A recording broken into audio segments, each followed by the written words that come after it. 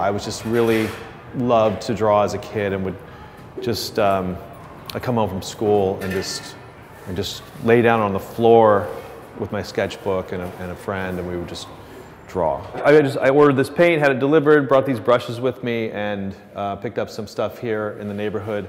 And so that was kind of the idea for this show, was to just do something completely spontaneous and not have any kind of design in mind. Nothing was pre-planned. It was just going to be total improvisation. So a little different than what I usually do. Usually everything is pre-planned down to the inch, kind of. You know, I start out with a composition that's planned, and then I go in and I do freehand kind of line work on top of that.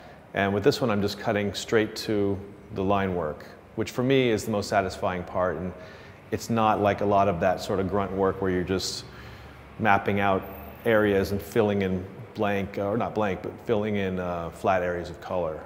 It's true that like people think of artists as, you know, you work when you're inspired or some bullshit like that. I mean, no, you go to work every day, you go to the studio every day, certain hours, and you're in there.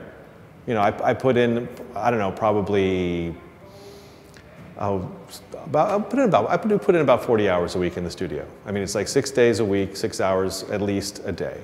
You know, you go into the studio in the morning, or you come here to do a job, and it's not like, well, I don't feel like painting today. You know, well, sometimes you don't, but you just have to do it. You get started, and you get into it.